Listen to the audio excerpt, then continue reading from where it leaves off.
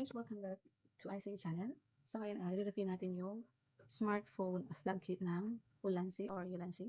Ito nga pala yung kasama sa package niya. Meron siyang instruction manual and then meron din siyang resibo. So yung bili ko po nitong Ulanzi flag kit is nasa worth 1,399, so 1,400 pesos.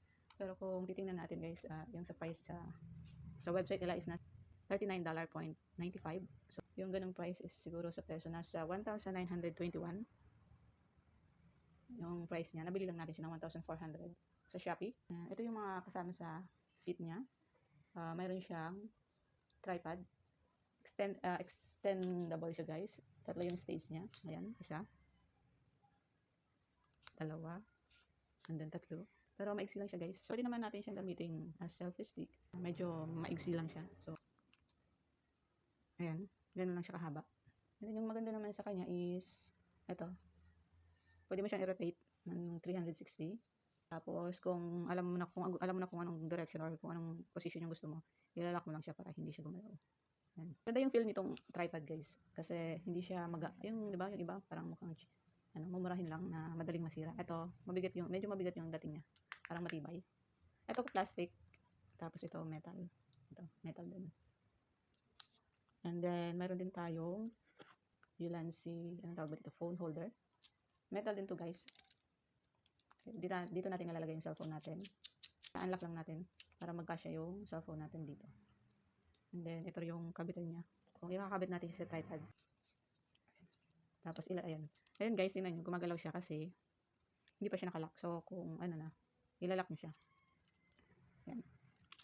Tapos, open natin ito. Tapos, pwede natin siya patayin. Ayan.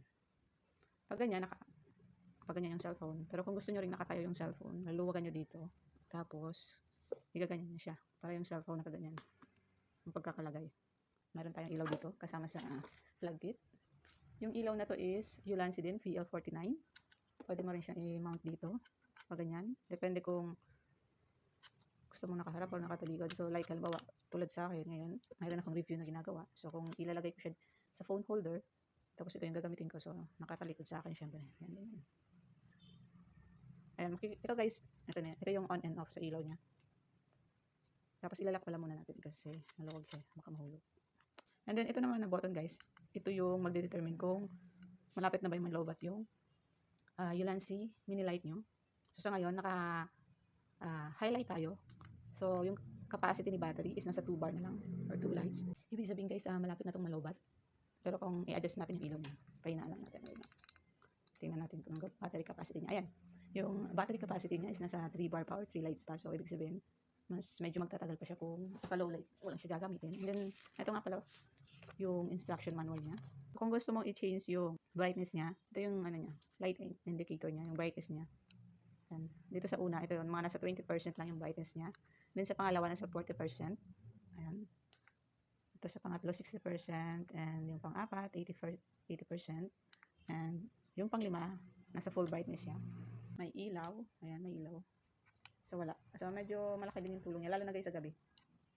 Malaki yung tulong nito. Pag madilim tapos mag-vlog kayo.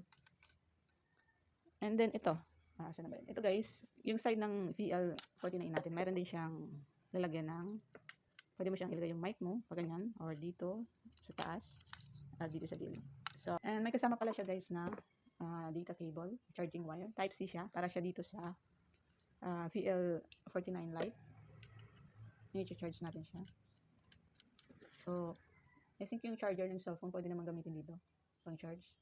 Yung original price niya nga pala guys sa Shopee is nasa 1,400. Pero since ginamitan ko siya ng ING card, tulad nung mic na siren, nakuha ko lang siya, less than 21% din ito.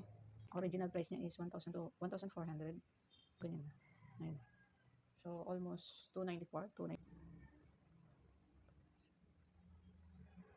Ayan, so, yung bili ko na lang is 1,500.21.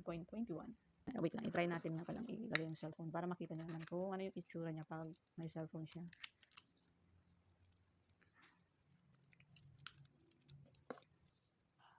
Make sure lang natin guys, paglagay natin ng cellphone natin, hindi maipit yung button natin ng cellphone para hindi siya mag-off. Tapos, wag na siguro masyadong mahigpit kasi may grip naman siya na rubber. Ilaw. Yan, ilaw.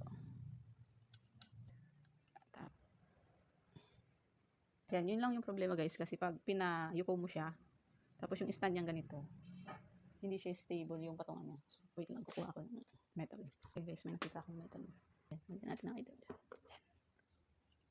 Yan, pag mag-vlog ka, tapos hindi ka gagamit ng ilaw, so medyo hindi makita yung inaano mong items. Unless, or unlike pag mayroong ilaw, ayan, mas kita siya. Kaya lang guys, yung problema nito, halimbawa, ganyang kababa lang yung gusto mo. Tapos pag pinayuko mo siya, ganito, i-adjust nyo. Kasi dito mayroon siyang, pwede mong mas i-bend siya ng farther. Dito lang. Ayan. Ayan, pwedeng pa ganyan. Kaso, ang problema nito pala guys, yung weight niya kasi is mabigat na kasi mayroon pang ilaw. So, may tendency, lock natin. May tendency na, ano siya, pwedeng tumumba. Ayun guys, pag ayan, natulak mong konti, ayan na siyang matumba. Tapos pag nilagyan mo pa to ng microphone, madadagdag ba siya sa weight niya. So, yun pala yung i-consider natin, hindi ko na isip nung binili ko to. Na set na to. Kasi ito yung nakita kong tripod. Sabi ko parang okay naman yung tripod niya. So, pag ganyan, pwede pa naman, ganyan kababa. Try natin extend yung, ayan. Extend natin siya sa, wait lang guys. Kasi ito, hindi siya, okay. Pansin ko nga lang pala guys, yung stand niya ito, hindi siya totally nakalapat. So, expected ko. Dapat ba nakalapat o hindi? So, kung nakalapat siguro siya, mas nakakabigay siya ng support. Since hindi siya nakalapat, ito lang yung nagsusupport sa stand nitong tripod. Kaya medyo, ayan, pag mabigat na siya, yun yung problema guys. Parang medyo hindi na siya ganun ka-stable. Tapos, yung pinaka-problema pa nito, pag binend na natin. Tingnan natin, ayan. Hindi niya na kayang i-support yung weight. Ayan na. Pag halimbawa, ganyan gusto mo. Diba? Mag-vlog ka, tapos ganyan. Or isa pa, yung tayo yung cellphone natin. Yung ganito. Ayan. Pag ganyan, ayan din, di rin kaya niyang mag-isa. So, ayan, matutumba siya. So, it's either na lalagyan niyo na lang siya ng support. Wait lang guys. Ito pala, pwede mo rin siya ikabit dito. Hindi ko napansin kanina. Ayan, so, paano ba ganito? Pwede rin palang ganito kung gusto natin nakatayo yung cellphone, no? Pwedeng ganyan. Ayan. Tapos extend natin ito. Ayan. Ayan. Ayan guys. Ito yung problema pala natin kanina. Buti na lang napansin ko itong ano sa gilid. So, kung gusto natin nakatayo yung cellphone natin, naano na yung problema natin kanina. Kaso nga lang, pwede bang i-bend? Ano ba i-bend? Ayan, yun lang yung problema, no? Ito pala yung isa sa pwedeng solusyon guys. Pag natutumba siya, since gusto natin medyo i-bend yung cellphone natin, teka lang, adjust natin. Okay.